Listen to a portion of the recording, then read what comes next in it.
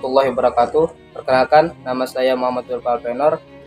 Saya akan menjelaskan bagian pertama, filsafat estetika di dunia Barat Katolik. Wakil terbaik dari filosof estetika di dunia Barat Katolik adalah Santo Dionysius dari Areopagus yang diperkirakan lahir tahun 452 Masehi dan meninggal tahun 491 Masehi. Teori seni Katolik yang terkenal ialah teori ikonofilia. Ikonofilia berarti imaji-imaji religius atau gambar-gambar religius. Menurut teori ikonofilia, segala karya yang indah, gambar atau lukisan, atau pahatan, atau ukiran, atau segala jenis seni visual harus berhubungan dengan figur-figur atau tokoh-tokoh penting atau tema-tema penting yang terdapat dalam Alkitab Bible dan tokoh-tokoh suci dari pastor gereja seperti imaji-imaji Bunda Maria Sang Perawan, Santo Paulus, Santo Fransiskus dari Assisi dan tokoh-tokoh Katolik lainnya. Menurut teori ikonofilia ini pula, karya yang paling indah dan dianggap sebagai seni yang paling tinggi tingkatannya ialah imaji-imaji mengenai Yesus Kristus. Mengapa Yesus Kristus sebagai Tuhan yang berjalan dan berdaging atau God in flesh boleh digambar, padahal Dia adalah Tuhan, dan Tuhan tidak boleh digambar secara sembarangan? Menurut Santo Dionysius, Yesus Kristus sebagai Tuhan yang berdaging atau God in flesh boleh digambar dalam bentuk imaji-imaji, bahkan imaji-imaji mengenai Yesus Kristus adalah imaji yang paling indah di antara imaji-imaji Katolik lainnya. Mengapa? Imaji adalah metafora, dan metafora adalah kiasan. Fungsi dari suatu metafora atau kiasan ialah menyembunyikan apa yang bisa dibayangkan akal di balik apa yang berbentuk materi, dan menyembunyikan apa yang mengatasi segala yang ada di balik tirai-tirai segala yang ada. Selain itu, metafora juga berfungsi memberi bentuk dan keserupaan kepada yang tidak memiliki bentuk dan keserupaan, dan menjadi media atau alat bantu agar manusia bisa naik dari yang berwujud material kepada yang tak berwujud material. Tuhan memang hanya bisa dibayangkan oleh akal dan Dia tidak memiliki bentuk keserupaan dengan ciptaannya karena Dia mengatasi segala yang ada. Akan tetapi Tuhan bisa digambarkan dengan imaji-imaji dengan bentuk-bentuk material. Dengan metafora-metafora, dengan kiasan-kiasan, walaupun imaji-imaji dan bentuk-bentuk material tersebut lebih rendah dan lebih hina daripada Tuhan yang dikiaskan dengannya. Mengapa?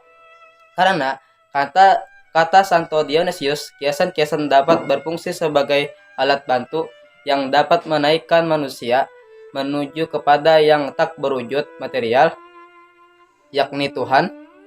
Lagi pula, keberadaan Yesus Kristus di dunia ini pun sudah merupakan suatu kiasan atau suatu metafora, inkarnasi dari firman atau sabda. Dia berwujud material sebagai manusia yang berjalan, berdaging, dan bernyawa di dunia metafora lagi, tapi Dia juga sekaligus adalah Tuhan, sesuatu yang dialamiah yang dimetaforakan. Bagian kedua akan dilanjutkan kepada saudara Muhammad Humaidi. Assalamualaikum warahmatullahi wabarakatuh. Ya, melanjutkan filsafat estetika di dunia Barat Protestan. Wakil terbaik dari filosof estetika di dunia Barat pada saat Protestantisme berkembang di abad ke-16 adalah John Calvin, Martin Luther, dan Ulrich Zwingli. Teori estetika Protestan yang terkenal ialah teori ikonoklasme. Teori ikonoklasme adalah kebalikan dari teori ikonofilia. Ikonoklasme berarti anti imaji-imaji religius. Menurut teori ikonoklasme, segala karya yang indah, gambar atau lukisan atau pahatan-pahatan atau ukiran yang segala jenis visualnya itu yang berhubungan dengan figur-figur atau tokoh-tokoh penting atau tema-tema penting yang terdapat dalam Alkitab, apalagi mengenai imaji-imaji mengenai Tuhan, haruslah dihapus dan tidak boleh digambarkan dengan gambar apapun. Karena semua kiasan atau penggambaran tersebut adalah penghinaan terhadap keagungan Tuhan, walaupun sama-sama menganut teori ikonoklasme. Baik John Calvin, Martin Luther, dan Ulrich Zwingli memiliki pendapat yang berbeda. Menurut Martin Luther, Imaji-imaji tentang Yesus Kristus boleh dibuat asalkan memiliki tujuan sebagai berikut. Pertama, tidak terlalu membutuhkan biaya mahal. Kalau mahal lebih baik uang gereja dipakai untuk hal yang lebih penting. Kedua, tidak dibuat untuk mengeruk keuntungan komersial. Ketiga, imaji-imaji tentang Yesus Kristus masih dinilai penting karena mendidik dan bagus untuk anak-anak dan orang awam. Sedangkan menurut Ulrich Zwingli dan John Calvin memiliki pendapat yang ekstrim. Menurut John Calvin, segala imaji-imaji tentang Yesus Kristus harus dihapus karena dapat menjadi sumber kesalahpahaman orang dan merupakan penghinaan akan keagungan Tuhan.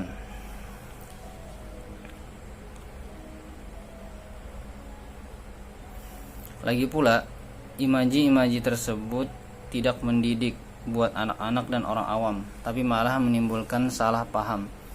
Alangkah baiknya kalau imaji-imaji itu diganti dengan kaligrafi.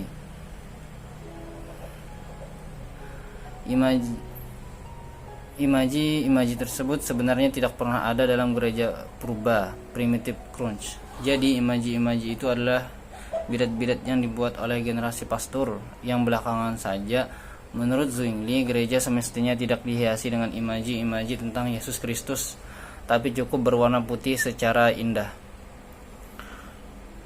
Karena imaji-imaji bisa saja menjadi berhala-berhala, padahal berhala dilarang di dalam 10 perintah Tuhan menurut ajaran Kristen. Kemudian, bagaimanakah filsafat estetika di dunia Islam? Teori estetika Islam menurut Burchard disebut dengan teori anikonisme.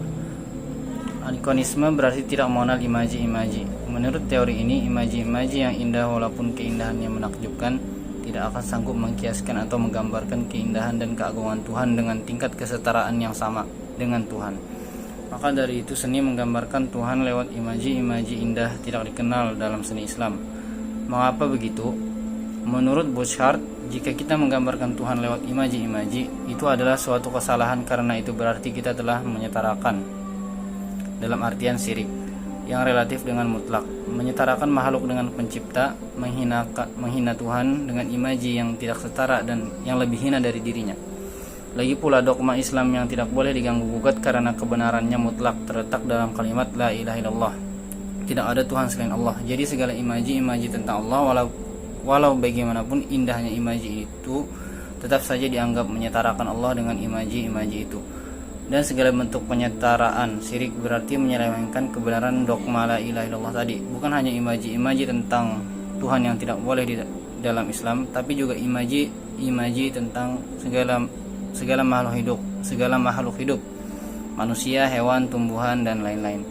Juga tidak diperbolehkan sebagai penghormatan akan tanda-tanda ilahi yang ada padanya. Lalu jika semua imaji-imaji tidak diperbolehkan, apa yang diperbolehkan? Persis seperti teori ikonoklasme Protestan yang dikemukakan oleh Calvin dan Zwingli, keindahan Tuhan hanya boleh digambarkan dengan tulisan-tulisan indah mengenai sabdanya. Karena itulah seni kaligrafi sangat marak dalam Islam. Dalam seni kaligrafi, keindahan ilahi terpancar dari keindahan kaligrafi tulisan Arab.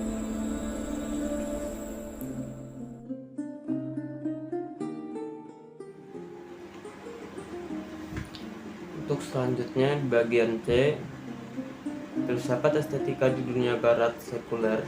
Wakil dari filosof estetika di dunia barat saat ia sudah jadi sekuler di abad 18 Masehi ialah David Hume pada tahun 1711 sampai dengan 1776 Masehi dan R.J. Collingwood dari tahun 1889 sampai dengan 1943 Masehi. Teori estetika yang terkenal dari Hume dan Collingwood ialah teori hedonisme estetik. Hedonisme berasal dari kata Yunani heidos yang berarti kenikmatan. Sedangkan kata estetik berasal dari kata Yunani estetis yang berarti persepsi indrawi. Jadi hedonisme estetik adalah prinsip bahwa karya yang indah adalah karya yang menimbulkan kenikmatan pada saat dipersepsi secara indrawi. Menurut Hume, nilai keindahan suatu karya bergantung pada rasa kenikmatan yang ditimbulkannya. Lukisan puisi, drama, ataupun musik yang indah adalah lukisan puisi, drama, atau musik yang menimbulkan rasa nikmat dalam diri kita. Sedangkan menurut Collingwood, nilai keindahan suatu karya bergantung pada nilai hiburan yang ditimbulkannya, karena nilai hiburan suatu karya bisa berubah dari waktu ke waktu. Maka seniman harus mempertimbangkannya karya seni yang ingin disuguhkan kepada penikmat seni. Terinspirasi dari teori hedonisme estetik inilah Hugh Hefner mengawali budaya pornografi di Amerika. Ia menerbitkan majalah Playboy dan menuliskan tagline yang terkenal, yaitu majalah hiburan untuk pria dewasa. Dalam majalah tersebut, Hefner mencetak gambar wanita-wanita cantik pilihan dengan dandanan indah sedang bertelanjang bulat, dengan gaya dan pose juga yang indah, dengan kualitas cetak yang prima. Semua gambar indah itu hanya dicetak untuk satu tujuan, memberi hiburan dan rasa senang bagi para pria kelas menengah di Amerika Serikat.